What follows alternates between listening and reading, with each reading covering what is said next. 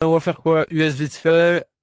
Salut à tous. US vite fait, crypto forcément rebond. Super intéressant.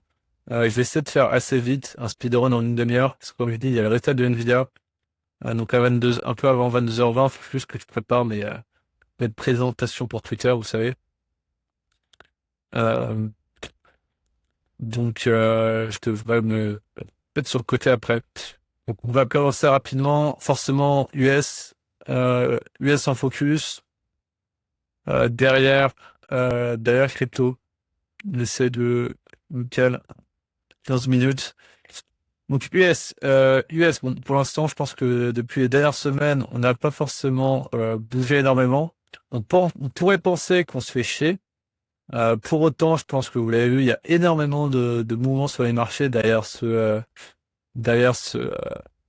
régime complètement plat sur l'ETF S&P 500. On a des changements assez monumentaux sur tout ce qui va être software, on pourrait y venir, notamment IGV qui est un ETF connu sur les softwares. Donc on a vraiment des secteurs qui commencent à complètement casser, avec des secteurs qui continuent de moon, hein. Je veux bien parler forcément de l'IA. Et on est un peu, c'est pas cette semaine, hein, c'est pas la semaine dernière, maintenant ça fait un peu quelques mois. On est à la croisée des chemins avec l'accélération de l'IA, l'arrivée d'OpenClaw, pour ceux qui connaissent. On va rebattu les cartes sur tout ce qui va être le futur, d'autres futurs potentiellement dans 5 ou 10 ans, ou même plus tôt, sur tout ce qui va être l'agentique. Donc l'agentique, c'est des agents qui font des tâches à notre place. Et typiquement, on a une vague on va dire de plugins, de nouvelles releases qui montrent que des entreprises qui étaient considérées comme intouchables sont potentiellement à la merci de ce futur-là. Et donc, on a eu des mouvements ultra violents sur, comme je vous dis, l'ETF par exemple, euh, software. Il y a aussi une sorte XLF qui a beaucoup chuté les bancaires, qui tire un peu la gueule. Euh, et j'ai envie de dire, certaines a raison, d'autres a tort. On sait que tu es déjà un agent, donc ouais, effectivement, je suis un agent pour vous prévenir de ce qui va se passer. On pourra débattre de quelle société potentiellement vous trouvez absolument pas sur même un spot, un exercice intéressant, ou une société que vous voyez qui s'est complètement écroulée euh, à cause de cette menace-là, mais pour vous, vous voyez que c'est absolument pas le cas. Ça peut être possible, ça veut pas dire que le marché va le comprendre tout de suite, hein. Ça c'est clair et certain. C'est clair et net. Du coup, effectivement, des grosses sociétés, je pense notamment à les grosses sociétés technologiques, financières, S&P, S&P Global, FICO, je sais pas, il y a des trucs peut-être un peu plus commo, Booking, Uber, enfin toutes ces boîtes-là, vous avez peut-être d'autres en tête. J'avoue, je les ai pas tous. Euh, et du coup, qui accélèrent leur chute, c'est pas non plus juste cette semaine qui ont chuté, mais en tout cas qui ont leur chute qui ont accéléré, vraiment dû au fait que cette nouvelle technologie, qui à l'heure actuelle, on sait pas trop la limite, enfin, on connaît assez rapidement la limite, donc on n'est pas sur un full replacement de n'importe qui. Par contre, on sait que potentiellement, dans quelques années, ça c'est toujours pareil, on ne sait pas forcément en quelle année, on sait qu'à un moment, elles seront en capacité de remplacer énormément de process qui sont à l'heure actuelle des process qu'on utilise des sociétés pour les combler. Et ces sociétés-là seront donc vouées à disparaître dans un monde où ces process ne seront plus faits par nous, mais en grande partie par l'IA. Un exemple que pour moi qui est très parlant, c'est les boîtes qu'on peut considérer des boîtes de friction. Friction parce que elles prennent une com en permanence, donc des boîtes de software, donc comme Booking, Expedia, Uber ou autres, sont des boîtes de friction qui typiquement elles agglomèrent l'offre, donc Booking agglomère l'offre des différents compagnies aériennes, hôtels et autres, et derrière elles vous donnent un prix. Ça vous permet, vous, d'arriver sur Booking, vous avez l'agglomération et vous fournissez le prix qui vous semble le plus l'élite, et Booking se fait forcément une commission dessus. Mais dans le monde de demain, potentiellement, vous demanderez justement à votre agent, j'ai envie de partir à Tokyo dans ces villes-là, faire ça, ça et ça. Votre agent, lui, il va pas aller sur Google, taper Booking et scroller des annonces sur Booking. Il va aller dans une marketplace ou scraper des centaines de sites. Je pense à ce moment-là, il y aura déjà des sites spécialisés qui seront peut-être même pas entre guillemets lisibles pour nous, mais ce sera un endroit pour les agents justement matcher beaucoup plus. Parce que nous, on a besoin d'une nuit pour une interface machine pour aller sur des sites web. Mais typiquement, les agents n'ont pas besoin de ça, hein. Ils ont juste besoin d'une API avec une quantité folle à l'intérieur de données pour matcher. Mais donc, tout ça pour dire que euh,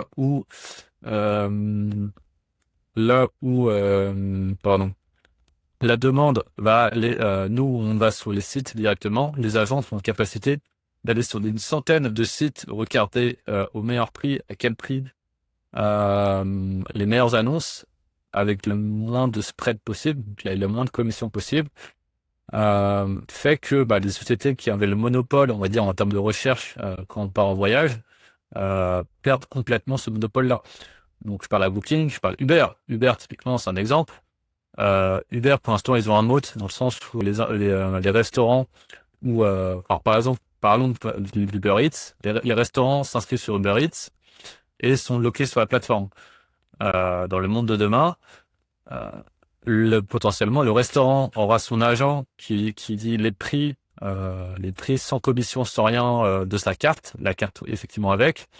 T'as envie de commander une pizza, l'agent va te matcher avec 10 pizzerias et commander directement chez le pizzaiolo. Il n'aura pas besoin de passer par Uber qui va prendre 3% de commission, plus des charges ou autres, ce qui fait qu'il alourdit totalement le process et qui n'est absolument pas rentable en termes de friction pour les agents. Je regarde Booking, ils vendent pas aussi des algos d'optimisation de pricing pour les hôtels. Si, mais ils font beaucoup de choses. Booking est un exemple. Mais tout ça pour dire que ils ont le monopole. Et en fait, la seule chose qu'ils peuvent gagner avec l'agent, ils ont tout à perdre avec l'agentique. Parce qu'effectivement, on va pas aller sur leur site, scroller les annonces. On aura un peu une marketplace de peer-to-peer entre les agents qui vont négocier des prix entre eux. On se fera pas sous le joug d'une plateforme qui nous donnera ses frais et son prix. Donc il y a Uber, il y a Expedia, il y a énormément de secteurs qui pourraient complètement être impactés à cause de ce futur-là. Et c'est d'ailleurs pour ça qu'il y a un énorme impact sur les boîtes de software, parce que là on a parlé un peu de bouffe, on a parlé machin, mais il y a aussi potentiellement la cybersécurité. Ça c'est encore un autre sujet. C'est ce que vraiment un agent peut faire la cybersécurité? Je ne pense pas. Je vais vous dire, il y a eu un gros sell-off sur tout un pan de l'économie d'Internet. Maintenant, forcément, il y en a qui pour moi n'ont pas vraiment de sens. Je sais pas si vous avez une idée de site, de site d'entreprise qui s'est fait complètement vendre sur les marchés brutalement, et alors que pour vous, les agents ne vont absolument pas ternir leur business plan. Je sais pas si vous avez des idées en tête. Moi, par exemple, typiquement, une boîte que je regarde pas mal en ce moment, c'est Reddit. Reddit, pour ceux qui connaissent, c'est un peu jeuxvideo.com, mais version américaine. Mais on va dire c'est un peu des gens, c'est un énorme blog sur Internet. C'est pas parce que donc des blogs qui sont des blogs assez longs qui sont écrits par des humains, c'est pas demain un agent sera en capacité de recréer tout le site Reddit, ça aucun doute, en quelques minutes. Par contre, ce sera un peu l'impossibilité de garder l'effet de réseau qu'a Reddit à l'heure actuelle. Reddit, c'est, je sais pas, c'est 200 millions d'utilisateurs. C'est pas parce que tu crées un Reddit Lite que les 200 millions d'utilisateurs vont bouger sur ce Reddit-là. Euh, et donc pour moi, ça, c'est un mot, mais comme Meta, pour moi, Meta, etc. C'est pas des sociétés qui, pour moi, seront impactées par ce mot-là. Donc, Meta ne chute pas à cause de l'agentique. Mais par exemple, je parle d'un exemple où effectivement une boîte qui a beaucoup sell-off à cause de l'agentique, Reddit. Je trouve ça ridicule parce que en fait le business model n'est absolument pas changé avec l'émergence de cette technologie-là.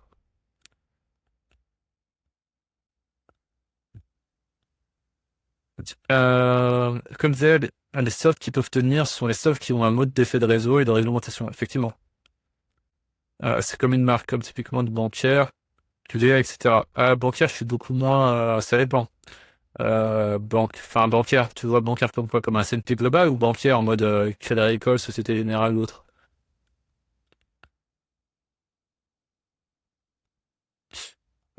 Tu les fasses pas en seconde. Non, mais en fait, le problème, c'est que, faut vous dire, hein, même les boîtes qui seront, oui ou non remplacées, à partir du moment où les marchés, on leur a mis une épaisse Damoclès, en mode, on sait que ton entreprise, elle est morte, peut-être pas dans 5 ans, peut-être pas dans 10 ans, mais peut-être dans 15 ans, les marchés repressent directement ça.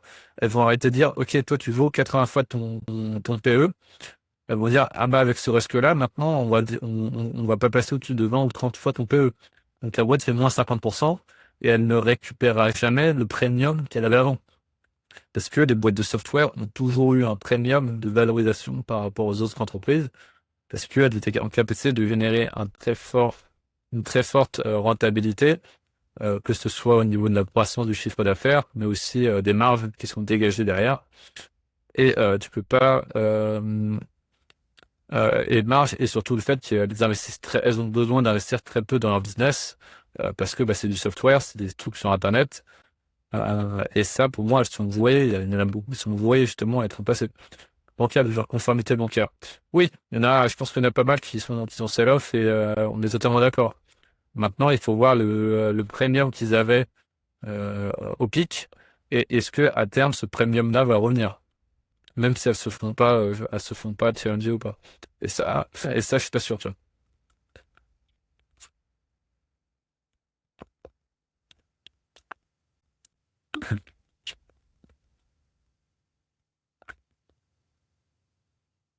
Tout ce qui se voit directement en retail est risqué. Oui, ça peut être une bonne partie.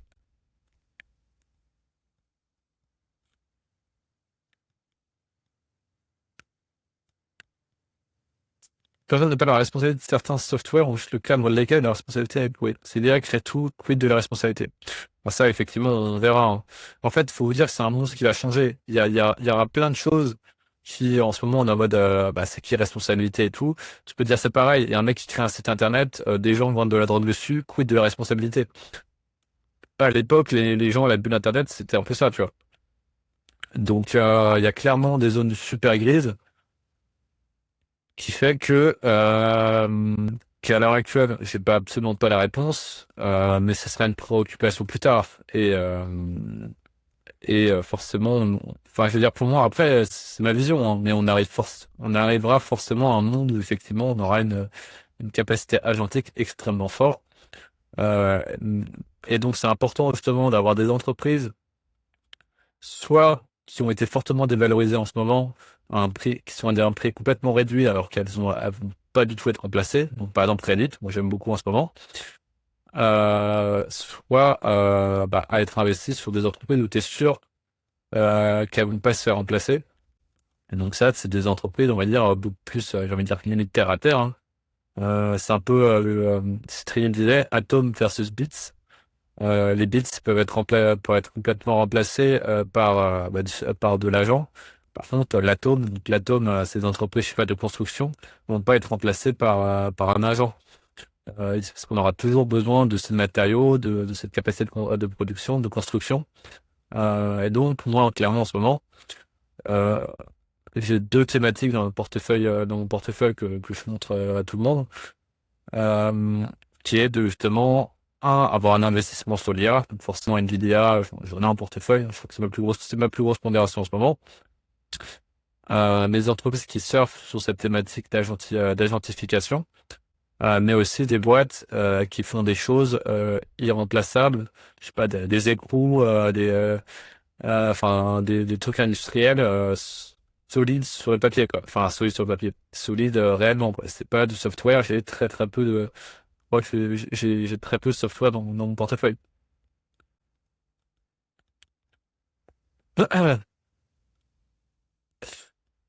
Non, mais l'avantage, c'est le couplage d'un modèle LLM qui se repose sur la capacité de différents softwares. Donc, les softwares ont encore de beaux jours. Je pense aussi, pour l'instant, hein, totalement. Et puis ça se trouve, en fait, on va taper une limite des purs LLM, en mode les LLM sont complètement limités à faire des choses. Ça, on est d'accord. Pour autant, je pense que toutes les boîtes de software ne vont pas rester non plus. Il y en aura qui vont vraiment se faire en passer.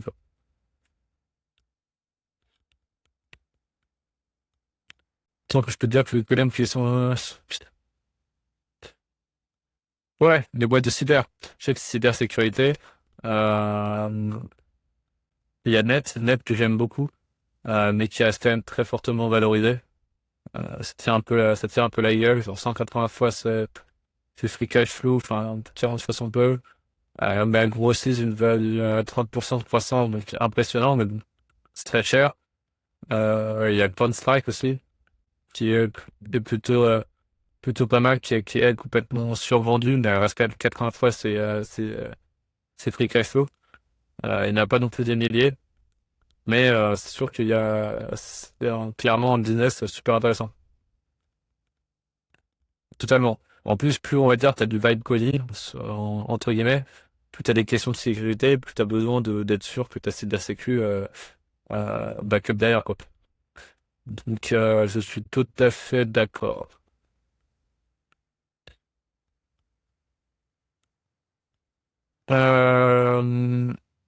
22 heures, je vais passer peut-être crypto. Euh, assez rapide. Freshbase, je connais pas. Je connais Ruby, mais je sais pas si vous connaissez. Non, c'est peut-être pas Ruby. RB, je sais plus, c'est peut-être quoi. C'est qu'un truc en RB, machin,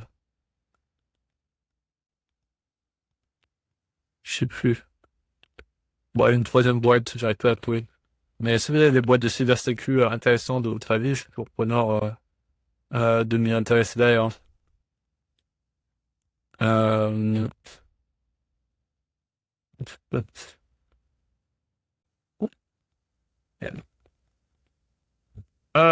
alright.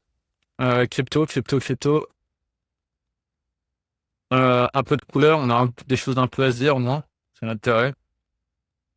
De qu'est-ce qui s'est passé? Qu'est-ce qui s'est passé? J'ai envie de dire, je vais reprendre un peu mes habitudes, faire un tour sur le total. Tu fais comment pour continuer à développer sans ingénieur si tu as besoin d'ingénieur faire l'IA le fait pour qu'il y a besoin de la boîte à exclure.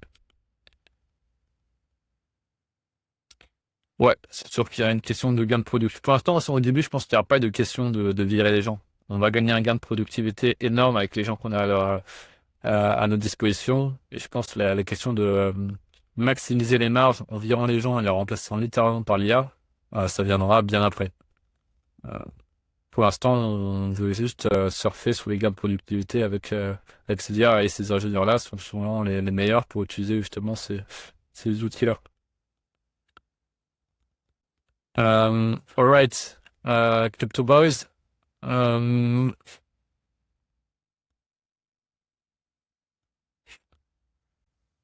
que dire crypto? Gros pullback, violent pullback, j'ai envie de dire classique. Je me disais en 2018 c'était violent, mais en fait quand je regarde à quelle vitesse, c'était peut-être violent, mais ouais, je dis ça, mais ça se trouve, bien. Ouais, ça se trouve, un, on n'a pas fini, et deux, c'est quand même sacrément violent. Mais je veux dire, la vitesse à laquelle on le fait euh, est toujours aussi impressionnante. Maintenant, plus on retire le pansement rapidement, mieux c'est. Donc on a un retour qui, moi, j'aime bien toujours hein, quand je regarde des grosses unités de temps. C'est les Vegas Waves. Donc, les Vegas Waves me permettent de savoir si oui ou non je commence à remettre des pièces. typiquement, j'ai commencé à remettre des pièces depuis quelques semaines, quelques jours sur le BTC. On s'en fout hein, d'acheter le perfect bottom machin. C'est une question qui je veux dire, en fait, quand on aura doublé de valeur, c'est pas parce que tu as acheté 5% en dessous du bas, 5% au-dessus du bottom que tu vas le regretter. Mais plutôt passons au crypto plutôt. Passons directement au Bitcoin, qui est pour moi le plus intéressant. Donc, comme le total, on est retourné sur les Vegas Wave, on est retourné sur un pullback. J'ai envie de dire classique. Souvent, on fait quoi? Du 60-70% de chute. À l'heure actuelle, on en a fait que 50. Est-ce qu'on peut aller plus bas? Bien sûr que oui, comme d'habitude. Est-ce qu'on va aller plus bas? Je n'en sais rien. Par contre, ce que je sais, c'est que, enfin, en tout cas, je sais, mais ça veut pas dire qu'on va le refaire, hein, comme d'hab. C'est comme dans tout cycle, ça là, et ça, euh, comme tout cycle, après une phase de chute, on va se retirer ça, tac. Après une vague de chute, il y a de la latéralisation. Une vague de chute, on latéralise. Il y a une vague de chute, qu'est-ce qu'on va faire? Spoiler alerte, on va latéraliser. C'est pour ça que quand je vois déjà les réseaux se rebondir en mode c'est vous avez raté le bottom et tout, ça me fait rigoler. Forcément, ça fait plaisir qu'on a un plus de 8%. Est-ce que c'est le bottom? Je ne pense pas. Ça peut très bien l'être. Maintenant, ça ne veut pas dire que c'est terminé et qu'on va plus chasser les lots et qu'on retourne à la TH dans 3 mois. Alors, peut-être. Je veux dire, ça me fera quand même plaisir parce que j'ai quand même des cryptos. Mais j'en doute fortement de ce futur-là. Parce que, comme je vous dis, on ne fait pas, ça n'existe pas les V-bottom en mode c'était un it's a prank, oui, on remonte. Pour moi, c'est toujours des constructions de marché. Et dans une construction de marché, quand tu fais moins 50%, tu as besoin d'une période où pendant quelques mois, on va latéraliser. Donc si demain on latéralise comme ça, comme on l'a fait un peu à l'époque avec FTX et autres, ça se trouve on est là. Hein. Donc tout le fait qu'il faut être patient. Si on reviande et qu'on latéralise, là potentiellement c'est intéressant de se repositionner. Mais il faut pas FOMO. On s'en fout si au bout d'un moment on latéralise, vous avez acheté ici ou ici. Arrêtez, ça fera pas grande différence pour le BTC. Donc il faut juste être patient. En tout cas, n'hésitez pas mettez pas tous vos œufs, on va dire dans le marché. Pour moi, dans les cryptos, il n'y a pas besoin. Il n'y a pas besoin. Il faut attendre ces phases justement de latéralisation. Et attendre. C'est-à-dire comme d'hab, hein. Ici, on peut mettre. Est-ce qu'on peut mettre des pièces ici? Oui, j'en ai mis un peu. Maintenant, j'ai encore une grosse partie de la poudrière, on va dire, pour la suite. Et c'est juste patience, patience. Je veux dire, il n'y a pas de secret, hein. Je veux dire, le but, c'est pas de faire plus rapidement notre argent, hein. Sinon, je pense que si vous êtes là, vous avez survécu à je sais pas combien de bear market, vous savez très bien que survivre, c'est le plus important. Et que je vais pas dire que vous allez forcément devenir riche si vous survivez tout le temps, mais en tout cas, c'est sûr que vous avez beaucoup plus de chances d'être riche si vous survivez. Donc, voilà, voilà. Il n'y a pas grand chose à parler. On est forcément à un endroit un peu charnière. On peut aller sur des unités plus basses, bah forcément. Euh, Ici, les gens sont mis à tracer un triangle. On l'a cassé par le bas, les gens ont paniqué. Le marché a fait le bottom en mode ah bah c'est bon, c'était le bottom. Les gens ont FOMO en haut. Et c'est classique alors qu'on va juste faire un putain de range ici. Peut-être retourner à 90, hein, je dis pas, hein. Mais pour moi, on risque de rester quand même plus ou moins dans la zone. À voir.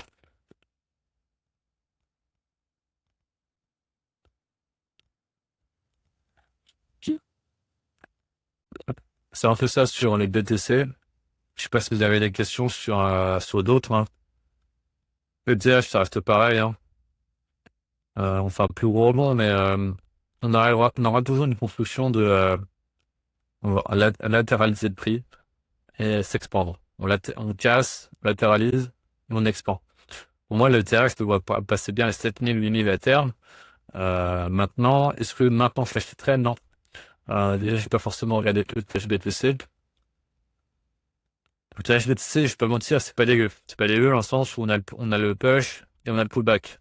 Maintenant, à partir du moment où je suis pas fan d'acheter le BTC, on va dire de façon all-in, je vais pas me mettre à acheter, à augmenter mon levier et à me mettre à acheter de l'ETH.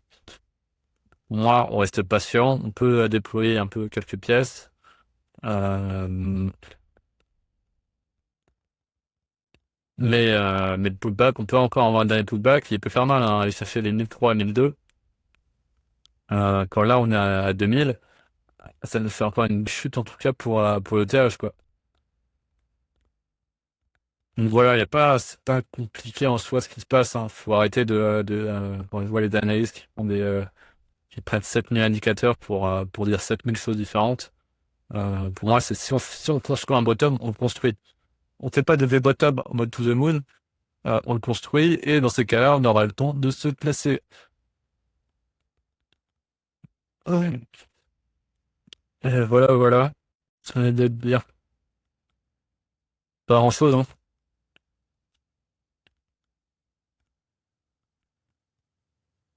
Oui, totalement, ça, Romain. Pour les juniors, dans n'importe quel boulot, ce sera de plus en plus compliqué. Parce que les tâches répétitives, qui étaient un peu formateurs quand même en termes de boulot, seront données à des agents et à des LM plutôt qu'effectivement à des juniors. Est-ce que vous avez des questions sur les cryptos? Il est 22h10. Je vais te faire un peu en diagonale. Le but, c'est pas de faire un truc super long. Euh, Par contre, j'en ai parlé, ouais, j'en ai parlé de Discord, mais Circle que j'avais pas mal acheté moi sur mon portefeuille, qui lui a fait plus 30%, euh, 33, combien? 35% aujourd'hui. Résultat monstrueux, alors que les cryptos se pètent la gueule. Circle continue d'avoir une performance assez folle, notamment sur l'agentique. Le marché commence vraiment à le pricer, à décider de le pricer comme une part significative de l'agentique, parce que le réseau établi et les stablecoins sont une ressource programmable. Qui dit programmable dit maniable pour l'agentique. Là où on va dire les comptes, donc il peut créer des wallets, enfin des wallets du SDC. Tu peux créer des smart contracts, tu peux faire des contrats entre d'autres différents agents sur des échanges, je sais pas, une clé pour accéder à ton Airbnb d'un smart contract payé par un autre agent. Ça te permet derrière, je veux dire, d'automatiser les échanges de biens entre les agents, là où un compte bancaire, c'est plus compliqué. Parce que tu n'accèdes pas comme ça, un agent n'accède pas comme ça à ton compte bancaire. Beaucoup plus compliqué pour le moment, beaucoup plus coûteux.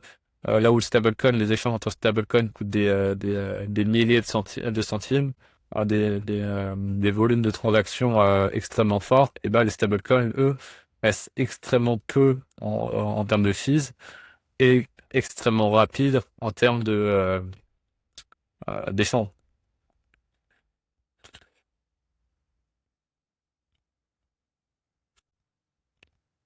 Pourquoi on est resté sur ces caps? Parce que ça fait le monopole total sur les stablecoins. En termes de réglementation d'échange de mint. Même en soi, les autres banques, personnellement JP Morgan et tout, leurs stablecoins sortiront sur le réseau, euh, le réseau, c'est pas le réseau Swift, du coup, c'est le réseau que le Circle a sorti.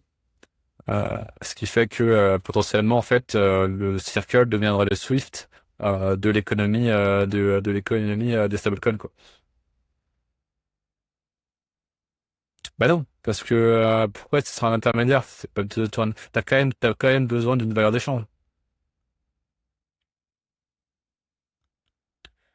T'as quand même besoin d'une valeur d'échange entre les agents. Tu peux pas juste le pain. Je veux dire, pour qu'un agent achète ou vend entre deux agents, t'as besoin d'une monnaie.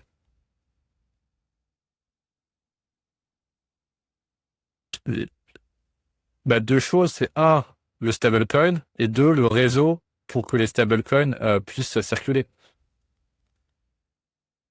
Et l'un ou l'autre, tu as besoin des deux.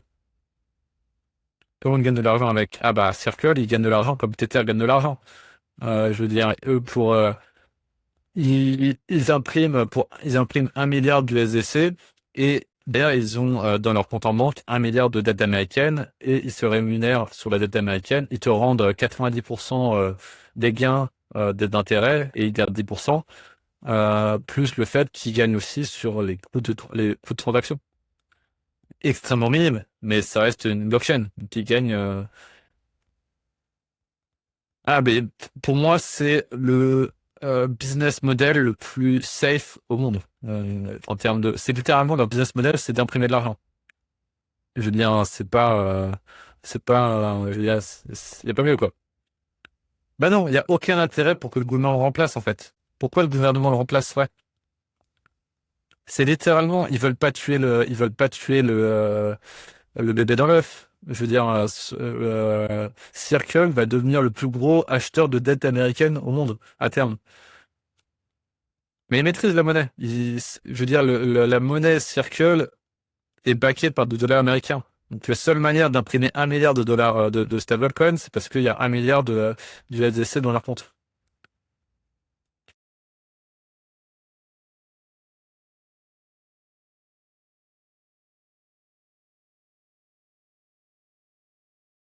Sûr, mais Blafalus, je comprends ton scepticisme et il est tout à fait normal.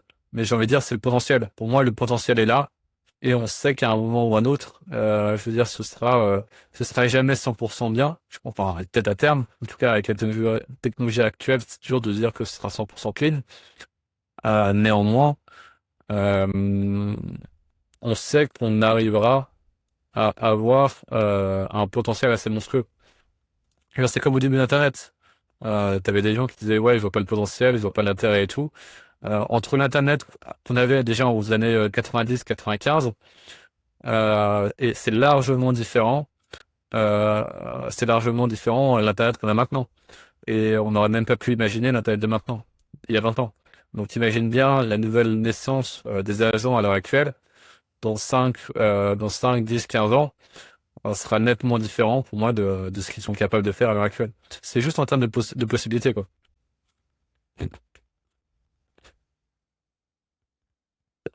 Est-ce que tu penses que là, je te crée la plus grosse bust de l'histoire avec l'IA, on a beaucoup de problèmes auxquels je pense pas que ce soit encore fait. Ah, mais déjà, Elon Musk, on me le dit, hein, Elon Musk va devenir le premier homme au monde à valoir 1000 milliards, donc 1 trillion de dollars, et ce sera sûrement cette année. Là, il y a quoi? 600 milliards de valorisation, 600 milliards de net worth. Et bah, avec l'introduction en bourse de SpaceX courant de cette année-là, je vous dis que Elon Musk, il va être content, hein. J'imagine pas le nombre de personnes qui vont se mettre à acheter l'IPO la plus chère au monde, hein. Je crois que la boîte est déjà valorisée à 1 trillion et quelques. Ce sera sûrement une boucherie au début, mais je pense pas que là, pour l'instant, c'est pas lui qui crée la bulle IA, hein. Ce sera lui qui créera sûrement la bulle spatiale à la limite. Donc,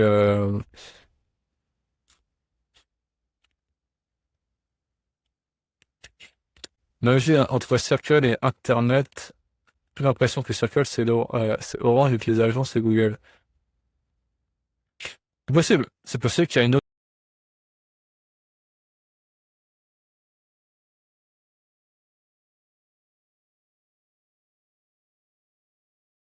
qui a fait sur cette vague-là.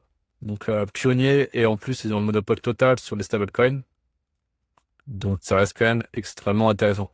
Comme boîte pour parier justement sur l'Atlantique. De toute façon, je vais couper vite fait, je vais couper le recording, parce qu'il va y avoir les résultats d'NVIDIA. Je peux rester